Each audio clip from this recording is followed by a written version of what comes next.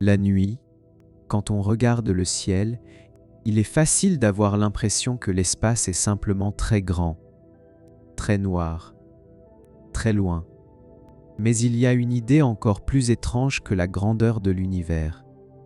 Ce n'est pas seulement que les étoiles sont loin, c'est que même la chose la plus rapide que nous connaissions met du temps à venir jusqu'à nous. La lumière n'arrive pas instantanément. Elle voyage, elle traverse le vide. Elle quitte une étoile, puis elle traverse simplement l'espace, aussi longtemps qu'il le faut. Sur Terre, cette idée paraît presque absurde. La lumière est si rapide qu'elle semble partout à la fois. On appuie sur un interrupteur et la pièce s'éclaire. On ouvre les yeux le matin et le monde est là. On ne sent pas le temps que la lumière met à traverser une chambre, une rue, une ville. À notre échelle, la lumière est presque magique. Elle est immédiate, elle est le contraire de l'attente, et pourtant, si l'on recule assez loin, si l'on sort de la Terre, puis de l'orbite de la Lune, puis de la chaleur du Soleil, quelque chose change. La lumière cesse d'être une évidence. Elle devient une mesure. Elle devient une limite. Elle devient une manière de dire « ici, le temps commence à compter ». La lumière du soleil, par exemple, ne nous montre pas le soleil exactement comme il est à cet instant. Elle nous montre le soleil tel qu'il était il y a environ 8 minutes. Ce n'est pas beaucoup. 8 minutes, c'est le temps de faire chauffer de l'eau, de regarder par la fenêtre, d'oublier une phrase que l'on voulait dire. Mais pour l'univers, c'est déjà une fissure dans notre intuition. Le ciel n'est pas un écran en direct, c'est une archive. Chaque étoile que nous voyons est un message plus ou moins ancien. Certaines lumières sont parties avant notre naissance, d'autres avant la naissance de nos parents, d'autres encore bien avant que les humains aient des villes, des livres, des cartes ou des mots pour dire le mot « étoile ». Et c'est là que la question devient plus profonde. Si même la lumière a besoin de temps, alors que peut faire une civilisation comme la nôtre? Que peut faire un corps humain, fragile, lent, lourd, plein d'eau, de sommeil, de peur et de souvenirs? Que peut faire une fusée? Que peut faire une sonde? Que peut faire un message? Nous aimons imaginer que l'espace est une route. Une route très longue, bien sûr, mais une route tout de même. Avec assez de carburant, assez de patience, assez de courage, nous partirions. Mars d'abord, puis les lunes de Jupiter, puis les étoiles proches, puis un jour peut être la galaxie. Mais l'univers n'est pas seulement une route, il est aussi une règle. Et cette règle porte un nom très simple, la vitesse de la lumière.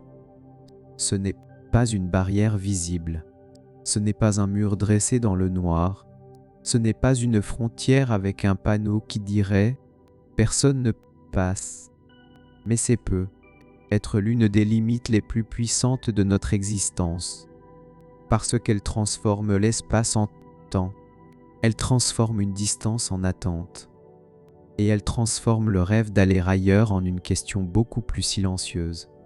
Sommes-nous vraiment capables de quitter notre voisinage cosmique? Ou sommes-nous, pour très longtemps encore, enfermés près de notre soleil?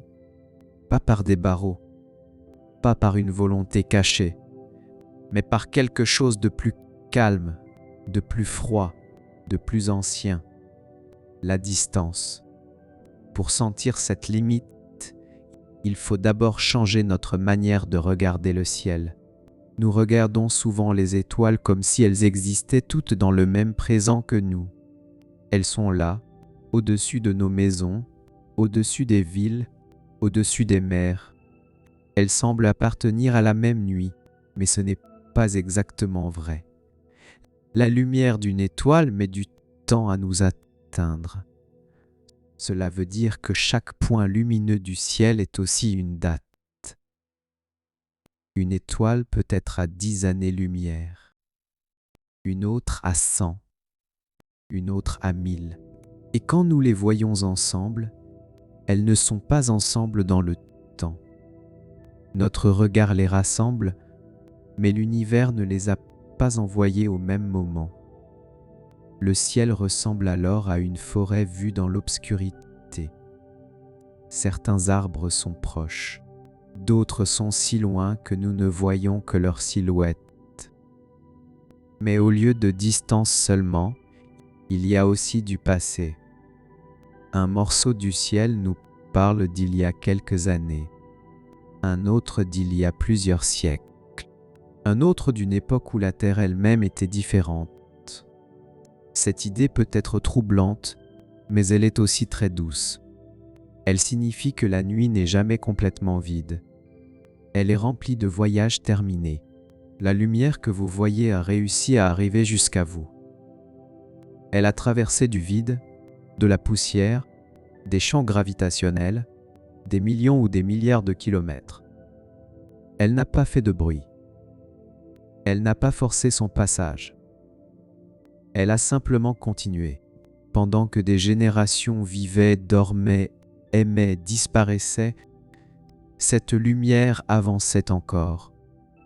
Et un soir, elle touche votre rétine. Elle devient une image. Elle devient une pensée. Elle devient peut-être une question. Mais cette beauté cache une autre vérité. Si voir une étoile est déjà recevoir un message ancien, alors répondre à cette étoile serait encore plus lent. Imaginez qu'une civilisation vive autour d'une étoile à 50 années-lumière. Ce n'est pas très loin en astronomie. 50 années-lumière, dans la galaxie, c'est presque le voisinage. Et pourtant, si nous envoyions un message aujourd'hui, il mettrait 50 ans à arriver. S'il répondait immédiatement, la réponse mettrait encore 50 ans. Une simple conversation prendrait un siècle. Une question posée par une génération serait entendue par une autre. La réponse reviendrait peut-être à des enfants qui n'étaient pas encore nés quand le message est parti. Alors, quand on demande pourquoi l'univers semble silencieux, il faut se souvenir de cela. Le silence n'est peut-être pas seulement l'absence. Le silence peut aussi être une distance. Il peut être une voix qui n'a pas encore eu le temps d'arriver ou une réponse qui voyage encore. À l'échelle humaine, nous attendons quelques secondes avant de trouver une conversation lente. À l'échelle cosmique, quelques siècles peuvent être un simple délai. C'est pour cela que la vitesse de la lumière est si étrange. Elle est la plus grande vitesse connue dans le vide. Elle relie les mondes, elle rend l'astronomie possible. Mais elle impose aussi une solitude.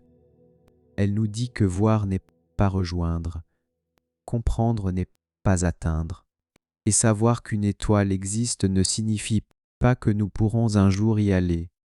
Pour entrer doucement dans cette idée, il n'est pas nécessaire de commencer par les étoiles les plus lointaines. Il suffit de regarder le soleil. Bien sûr, il ne faut pas le regarder directement, mais il suffit de penser à lui. Chaque matin, la lumière du soleil arrive sur la terre avec une sorte de simplicité. Elle touche les fenêtres, les routes, les nuages, les feuilles, les visages encore fatigués. Elle paraît immédiate, elle paraît présente, mais elle a déjà voyagé pendant environ 8 minutes. Cela veut dire que si le soleil pouvait disparaître soudainement, nous ne le saurions pas tout de suite.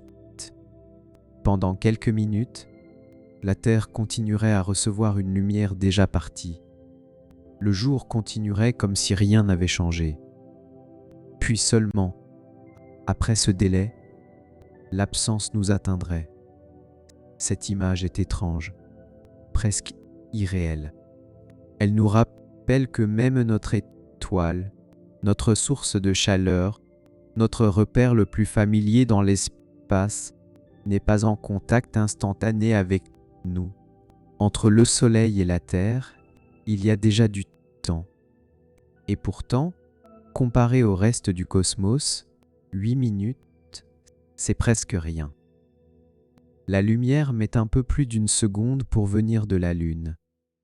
Elle met plusieurs minutes pour traverser l'espace entre la Terre et Mars, selon la position des deux planètes. Elle met des heures pour rejoindre les régions lointaines du système solaire.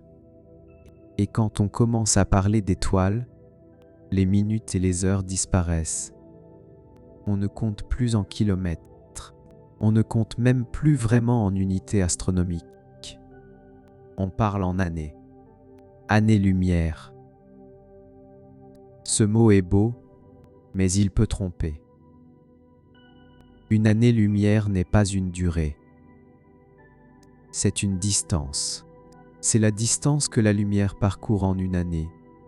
Et la lumière, en une année, parcourt une distance presque impossible à sentir avec notre imagination. Nos cerveaux ont grandi avec des distances de corps.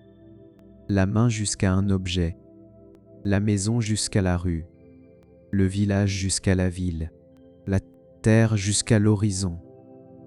Même un avion, même un océan, même le tour du monde restent des distances humaines, parce qu'elles appartiennent encore à notre durée. On peut attendre, on peut partir, on peut revenir, mais une année-lumière n'appartient pas à ce genre d'attente. Elle est déjà plus grande que notre vie quotidienne. Et l'étoile la plus proche du Soleil n'est pas à une année-lumière. Elle est à plus de 4, Proxima Centauri. Un nom presque intime. Proxima signifie proche, mais proche ici veut dire environ 4,25 années-lumière. Proche veut dire plus de 40 000 milliards de kilomètres.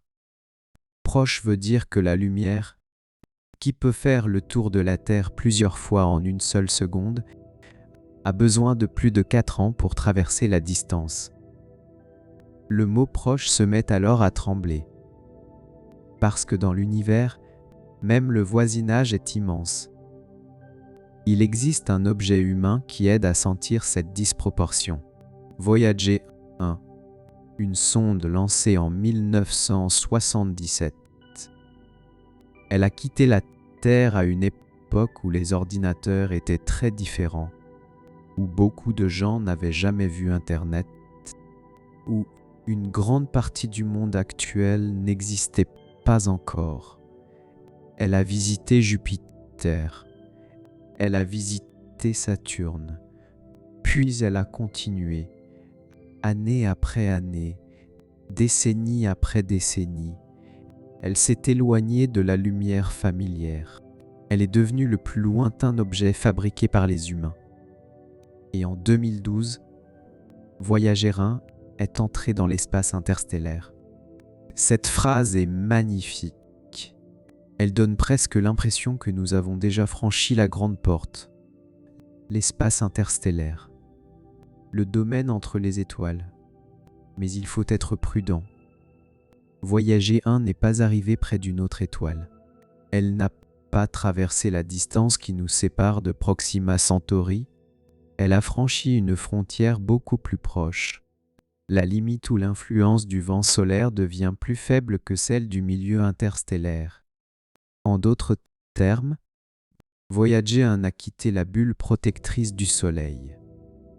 Mais elle n'a pas quitté le voisinage du Soleil au sens où nous l'imaginons. Elle est comme une bouteille lancée dans l'océan qui aurait enfin quitté la plage. L'océan, lui, commence seulement. Cette image est importante parce que Voyager 1 est une réussite immense. Elle est une preuve de patience, d'ingénierie, de curiosité. Elle nous envoie encore des informations depuis un endroit que personne n'a vue directement. Mais elle est aussi une leçon d'humilité.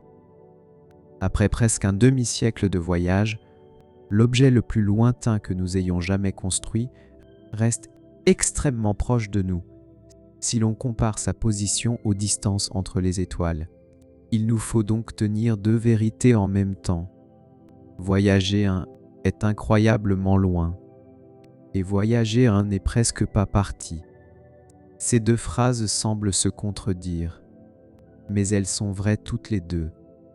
À l'échelle humaine, voyager est dans l'extrême lointain. À l'échelle galactique, elle est encore près de la maison.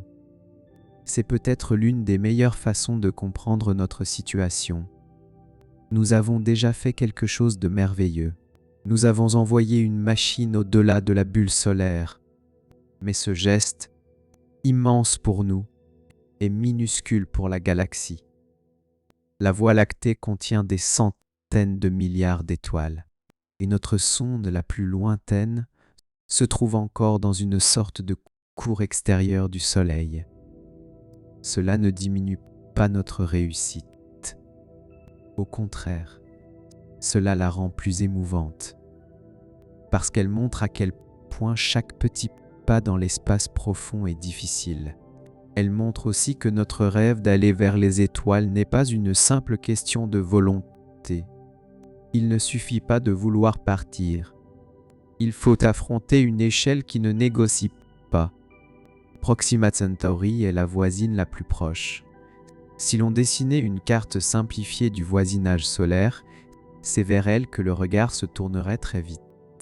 Elle appartient au système Alpha Centauri, un ensemble d'étoiles qui, dans notre ciel, restent invisibles à l'œil nu sous certaines latitudes, mais qui représentent pourtant la destination la plus proche au-delà du Soleil. Et parce qu'elle est la plus proche, Proxima Centauri semble presque prometteuse. On imagine une première expédition, un premier saut vers une autre étoile, un premier message arrivé ailleurs. Mais ce mot, proche, est trompeur. Proxima Centauri est à environ 4,25 années-lumière.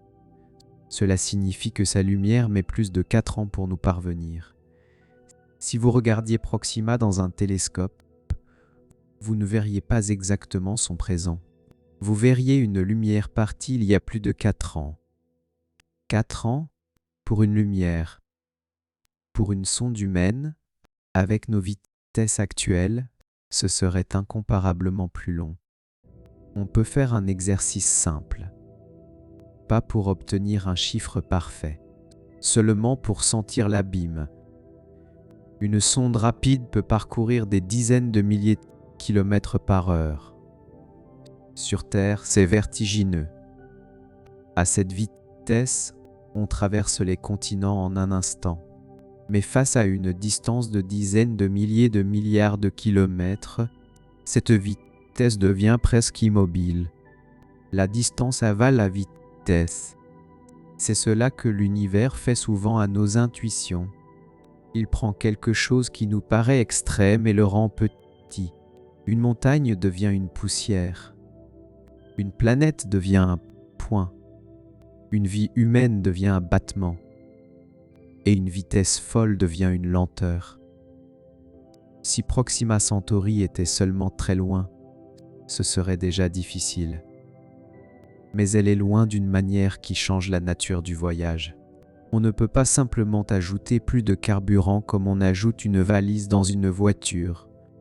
Un voyage interstellaire devrait survivre à des décennies, peut-être des siècles, peut-être davantage. Il faudrait protéger un engin contre le vide, le froid, les radiations, les micrométéorites. Il faudrait garder de l'énergie. Il faudrait peut-être garder des êtres vivants en vie. Ou construire une machine capable de fonctionner très longtemps, loin de toute réparation. Et même si l'on arrivait près de Proxima, il faudrait encore ralentir. Ce détail est souvent oublié. Partir vite n'est pas suffisant.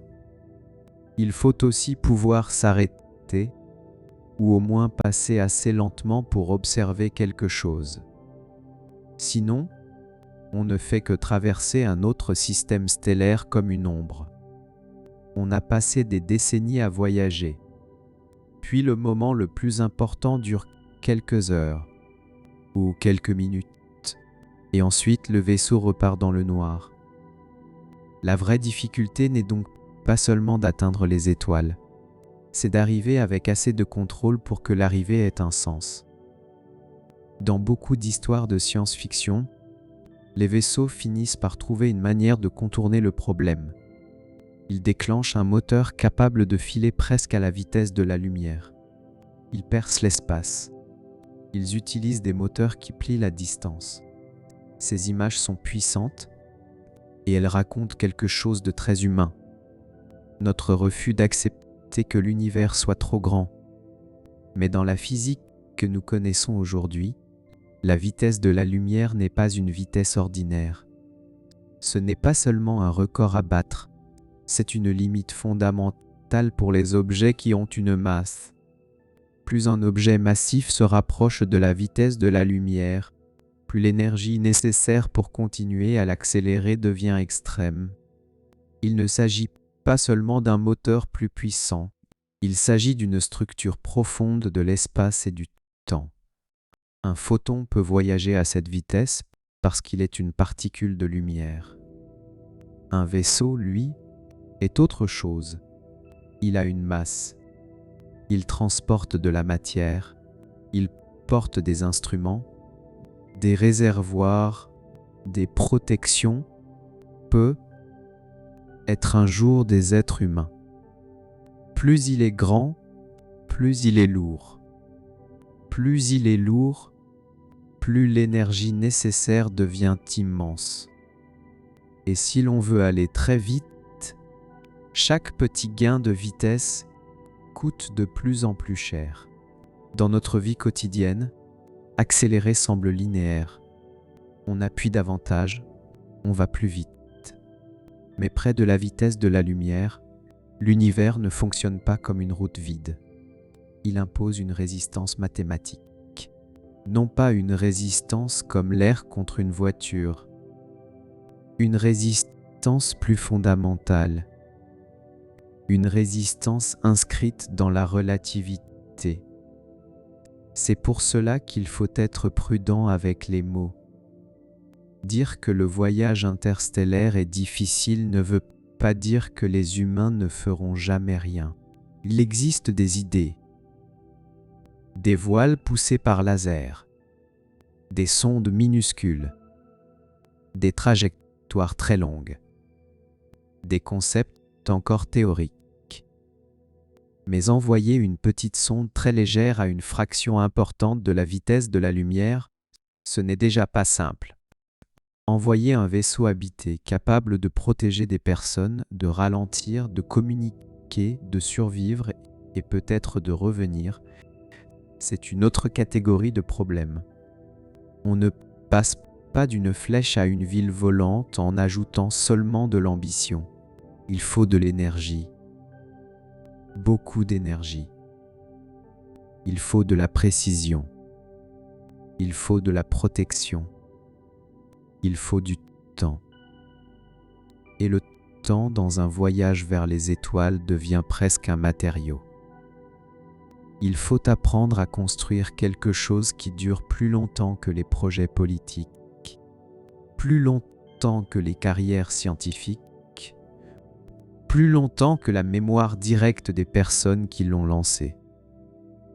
Un vaisseau interstellaire serait peut-être moins une machine qu'une promesse. Une promesse faite par une génération à une autre. Il y a une phrase que l'on pourrait dire doucement: aller vite n'est pas le seul problème.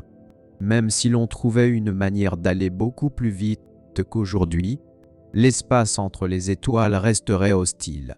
Ce n'est pas un vide calme comme une pièce silencieuse. C'est un milieu immense, froid, traversé par des particules, des rayonnements, des poussières minuscules. À faible vitesse, un grain de poussière est presque rien. À très grande vitesse, Il peut devenir dangereux.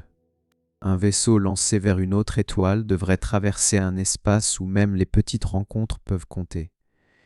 Il faudrait prévoir des boucliers, des matériaux, des redondances, des systèmes capables de réparer ou de compenser les dégâts. Et si des humains étaient à bord, il faudrait encore autre chose. De l'air, de l'eau, de la nourriture, de la gravité peut-être, ou une manière de supporter son absence, une protection contre les radiations, un environnement psychologique supportable, un monde assez stable pour que des personnes puissent y vivre sans devenir prisonnières de leur propre vaisseau. Ici, le mot prison revient, mais autrement. Un vaisseau destiné aux étoiles pourrait être une libération pour l'espèce humaine, et une prison pour ceux qui y vivraient, pendant des années, pendant des décennies, peut-être pendant des générations. Il existe des idées de vaisseaux générationnels. Les personnes qui arrivent ne sont pas celles qui sont parties. Cette idée a quelque chose de fascinant et de mélancolique. Un enfant naîtrait dans un monde construit pour aller ailleurs. Il verrait peut-être des images de la Terre sans jamais l'avoir connue. Il grandirait avec une destination qu'il n'a pas choisie. Et peut-être que ses propres enfants seraient les premiers à voir une autre étoile de près. Ce n'est plus seulement une mission. C'est une civilisation en miniature. Une société lancée dans le noir. On parle parfois de sommeil artificiel, de cryogénie, de corps mis en pause. Mais pour l'instant, ce sont surtout des idées, des imaginaires, des recherches partielles. Rien de tout cela ne transforme le voyage interstellaire en simple billet. Et puis il y a l'arrivée. Une étoile proche ne garantit pas une planète accueillante. Une planète dans la bonne zone ne garantit pas une atmosphère respirable. Une atmosphère ne garantit pas une biosphère compatible. Et même un monde prometteur peut être dangereux d'une manière que nous ne pouvons pas prévoir depuis ici. Alors le rêve d'une autre étoile ne ressemble pas à une fuite simple. Il ressemble à une suite de portes, chacune plus lourde que la précédente. La première porte est la vitesse. La deuxième est l'énergie. La troisième est la durée. La quatrième est la survie. La cinquième est l'arrivée. Et derrière chacune, l'univers reste très calme. Il ne refuse pas. Il ne répond pas. Il attend. Même si nous ne partions jamais, même si aucun vaisseau humain ne quittait vraiment le voisinage solaire, la vitesse de la lumière continuerait à nous imposer une limite. Parce qu'elle limite aussi les messages. Nous pouvons imaginer une civilisation autour de Proxima Centauri. Ce n'est qu'une image, une hypothèse pour sentir la distance. Supposons que nous puissions lui envoyer un signal, un message simple, une salutation, une question. Ce signal voyagerait à la vitesse de la lumière. Il mettrait plus de 4 ans à arriver. Si cette civilisation répondait tout de suite, la réponse mettrait plus de 4 ans à revenir. Une conversation minimale prendrait donc presque 9 ans. Bonjour. 9 ans plus tard, à l'échelle humaine, c'est presque une vie changée. Entre l'envoi et la réponse, quelqu'un peut tomber amoureux, changer de pays, perdre un proche, devenir parent, vieillir d'une manière que le message ne sait pas. Le signal, lui, continue sans connaître ces changements. Il traverse l'espace avec une patience parfaite. Pour des étoiles plus lointaines, le délai devient plus grand encore. 10 ans, 50 ans, 100 ans, 1000 ans. Alors la question de la communication extraterrestre devient moins simple.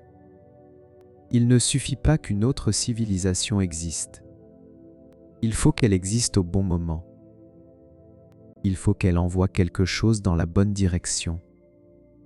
Il faut que le signal soit compréhensible. Il faut que nous soyons capables de l'écouter. Il faut que nous ne l'ayons pas manqué. Et si nous répondons, il faut que quelqu'un, là-bas, soit encore là pour recevoir notre réponse. Ce n'est pas impossible. Mais c'est lent. Très lent. Le cosmos n'est pas seulement une question de distance dans l'espace. C'est une question de rendez-vous dans le temps. Deux civilisations peuvent exister dans la même galaxie et ne jamais se croiser. Pas parce qu'elles sont seules, mais parce que leurs fenêtres d'existence ne se recouvrent pas. L'une parle quand l'autre n'écoute pas encore. L'autre répond quand la première s'est tue. Dans cette perspective, le silence du ciel prend une nuance différente. Il n'est pas forcément la preuve que personne n'est là. Il peut être la conséquence d'un univers où chaque parole voyage trop longtemps. Un univers où la lumière elle-même, si rapide pour nous, est encore trop lente pour faire de la galaxie une conversation. La question de la solitude cosmique est l'une des plus grandes questions humaines. Sommes-nous seuls ? Y a-t-il d'autres intelligences, d'autres yeux, d'autres nuits, d'autres êtres qui regardent leur propre ciel en se demandant la même chose? On appelle souvent cela le paradoxe de Fermi. Si l'univers est si grand, si les étoiles sont si nombreuses, si les planètes sont si communes, pourquoi ne voyons-nous personne? Pourquoi aucun signal évident? Pourquoi aucune visite? Pourquoi aucune preuve claire? Il existe beaucoup de réponses possibles. Peut-être que la vie est rare. Peut-être que la vie simple est fréquente, mais que l'intelligence technique est rare. Peut-être que les civilisations ne durent pas longtemps. Peut-être qu'elles choisissent de ne pas se montrer. Peut-être que nous ne savons pas encore écouter. Et peut-être aussi que les distances suffisent à rendre tout cela presque invisible. Cette dernière idée est moins spectaculaire qu'un grand mystère, mais elle est très puissante. L'univers peut être plein de lieux possibles, et pourtant rester silencieux à notre échelle. Il peut y avoir des îles, mais des océans trop vastes. Il peut y avoir des voies, mais des délais trop longs. Il peut y avoir des lumières, mais trop faibles, trop anciennes, trop dispersées. La vitesse de la lumière donne une forme à cette solitude. Elle dessine autour de chaque civilisation une bulle de ce qu'elle peut voir, entendre, toucher, influencer. Une bulle qui grandit, mais qui grandit lentement. Si une civilisation allume une radio, son premier signal s'éloigne à la vitesse de la lumière. Après 1 an, il est à 1 année-lumière. Après 100 ans, il est à 100 années-lumière. Cela paraît immense. Mais la Voie lactée mesure environ 100 000 années-lumière de diamètre. 100 ans de signaux humains ne remplissent presque rien. Ils forment une petite sphère dans un océan d'étoiles. Et même cette sphère s'affaiblit, se dilue, devient difficile à reconnaître. Nous avons commencé à parler dans le cosmos depuis très peu de temps. À l'échelle de la galaxie, notre civilisation technologique vient à peine de respirer. Alors peut-être que le ciel n'est pas silencieux, peut-être qu'il est simplement trop grand pour que notre jeune écoute entende déjà quelque chose. Cette idée n'est pas une réponse définitive, mais elle calme un peu le mystère. Elle rappelle que l'absence de preuve n'est pas toujours une preuve d'absence. Parfois, c'est seulement une question de patience. Et l'univers demande une patience que les espèces vivantes possèdent rarement. Il existe en physique une image très utile. Le cône de lumière. Sans entrer dans les mathématiques, on peut l'imaginer comme la région de l'espace-temps qu'un événement peut influencer. Si vous allumez une lampe, La lumière part dans toutes les directions. Elle forme une sphère qui grandit. Tout ce qui se trouve à l'intérieur peut, en principe, recevoir ce signal. Tout ce qui est à l'extérieur ne le peut pas encore. Pas parce que le signal est faible, pas parce que quelqu'un l'empêche, mais parce que la lumière n'a pas eu le temps d'arriver. Chaque civilisation a donc, d'une certaine manière, son propre cône de lumière, une zone de présence, une zone où ces signaux, ces sondes, ces effets peuvent exister. Et autour, l'immense dehors qui n'est pas encore atteint. Cette image est belle et un peu triste. Elle dit que nous ne sommes pas seulement dans l'espace. Nous sommes dans une enveloppe de temps. Nous avons un horizon, pas un horizon de montagne ou de mer. Un horizon de causalité. Ce que nous pouvons savoir dépend de ce que la lumière a eu le temps de nous apporter. Ce que nous pouvons toucher dépend de ce que nos machines ont eu le temps d'atteindre. Ce que nous pouvons répondre dépend de ce que nos signaux peuvent rejoindre. Et il y a des régions de l'univers qui, pour nous, resteront peut-être toujours hors de portée. Pas parce qu'elles n'existent pas, mais parce que l'expansion de l'univers, les distances et le temps peuvent les placer au-delà de tout échange possible. Cette idée dépasse même le système solaire.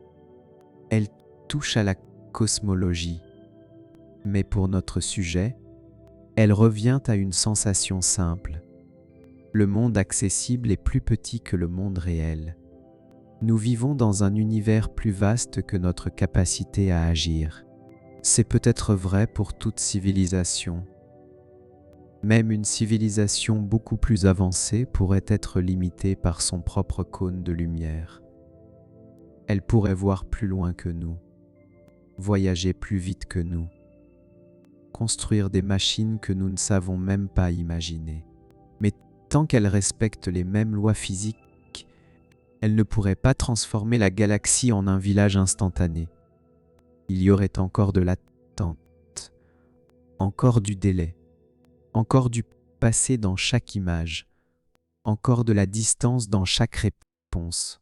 La vitesse de la lumière est donc à la fois une ouverture et une fermeture. Elle ouvre l'univers à notre regard. Elle ferme l'univers à notre impatience. Elle nous permet de voir les étoiles.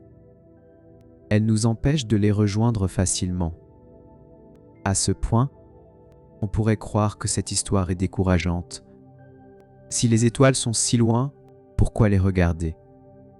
Si la vitesse de la lumière limite tout, pourquoi envoyer des sondes? Si les voyages interstellaires sont si difficiles, pourquoi rêver d'eux? Mais ce serait oublier une chose essentielle. L'être humain ne mesure pas seulement l'importance d'un geste à la distance qu'il franchit. Il la mesure aussi à ce qu'il transforme en nous. Regarder les étoiles ne nous transporte pas physiquement jusqu'à elles. Mais cela change notre position intérieure. Cela agrandit notre pensée. Cela nous oblige à replacer nos inquiétudes dans une échelle plus vaste. Cela ne les efface pas. Cela ne rend pas la vie simple. Mais parfois, cela donne une respiration. Les sondes comme voyageurs ne sont pas seulement des machines. Elles sont des gestes. Elles disent que la curiosité peut survivre à la distance. Elles disent que même si nous sommes petits, nous pouvons envoyer quelque chose plus loin que nous. Une mesure, une image, un message, une trace. La lumière nous limite, mais elle nous relie aussi. Sans elle, nous ne verrions rien du ciel. Nous ne saurions rien des étoiles. Nous n'aurions pas appris que l'univers a une histoire. Nous ne verrions pas les galaxies lointaines. Nous ne comprendrions pas que regarder loin, c'est regarder tôt. La même limite qui nous empêche de parler instantanément avec les étoiles nous permet de recevoir leur passé. C'est une étrange consolation. La lumière est lente, oui, à l'échelle du cosmos. Mais elle arrive. Elle finit par arriver. Elle apporte des nouvelles de lieux que nous ne visiterons peut-être jamais. Elle dépose dans nos télescopes des traces d'étoiles mortes, de galaxies anciennes, de mondes invisibles à l'œil nu. Elle fait de nous des êtres capables de connaître plus grand que notre portée. Nous ne pouvons pas tout atteindre, mais nous pouvons apprendre. Nous pouvons mesurer. Nous pouvons imaginer avec prudence. Nous pouvons envoyer de petites machines. Nous pouvons améliorer nos instruments. Nous pouvons accepter que certaines frontières ne soient pas des humiliations, mais des invitations à comprendre autrement. Peut-être que quitter le système solaire, vraiment, prendra beaucoup plus de temps que nous l'espérons. Peut-être que les étoiles resteront longtemps des destinations de lumière plus que des destinations de corps. Mais cela ne rend pas le ciel inutile. Cela le rend précieux. Parce qu'il est l'un des rares endroits où nous apprenons à désirer sans posséder, à regarder sans atteindre, à comprendre sans conquérir. Alors, la vitesse de la lumière est-elle une prison cosmique? La réponse la plus juste est peut-être non, pas au sens simple. L'univers ne nous enferme pas avec une intention. Il ne nous punit pas. Il ne nous interdit pas les étoiles comme on ferme une porte. Mais il nous donne des distances si grandes que la liberté devient lente, très lente. Il nous donne un cosmos où même la lumière met des années, des siècles, des millénaires à porter un message. Il nous donne une galaxie où le voisinage est déjà presque inaccessible. Il nous donne un ciel magnifique, mais pas facile. Et peut-être que cette difficulté fait partie de la beauté. Si les étoiles étaient proches, elles seraient seulement des lieux. Parce qu'elles sont loin, elles deviennent aussi des temps, des mémoires, des questions, des promesses. Quand vous regardez une étoile, vous ne touchez pas un point du ciel. Vous recevez un voyage terminé, une lumière partie longtemps avant cet instant, une lumière qui a traversé le froid sans se presser, une lumière qui n'avait pas besoin de vous connaître pour arriver jusqu'à vous. Cela peut sembler minuscule, mais c'est déjà un lien. Peut-être que l'humanité restera longtemps près du Soleil. Peut-être que nos premières grandes aventures seront Mars, les lunes lointaines, les astéroïdes, les bords du système solaire. Peut-être que les étoiles resteront, pendant très longtemps, de l'autre côté de notre patience. Mais chaque nuit, elles sont là, non comme des promesses faciles, comme des rappels. Le réel est plus grand que notre vitesse. Le temps est plus vaste que notre désir. Et la lumière, même quand elle paraît trop lente, continue d'arriver. Elle vient du Soleil en 8 minutes.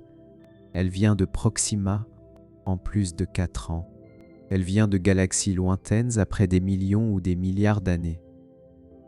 Elle transforme le ciel en une grande respiration du passé. Et nous, sur une petite planète, nous apprenons à écouter cette respiration. Sans bruit, sans urgence, sans posséder tout ce que nous voyons. Peut-être que c'est cela la leçon la plus douce. Nous ne sommes pas encore capables de franchir toutes les distances, mais nous sommes capables de les sentir. Nous sommes capables de comprendre qu'elles existent. Nous sommes capables de construire des mots pour elles. Années-lumière, étoiles proches, voyage interstellaire, silence cosmique. Et parfois, ces mots suffisent à ouvrir une fenêtre. Pas une fenêtre pour sortir immédiatement. Une fenêtre pour respirer. Alors, si le ciel accompagne votre nuit, il n'a pas besoin de vous donner une réponse complète. Il peut simplement vous rappeler que tout ce qui est lointain n'est pas absent.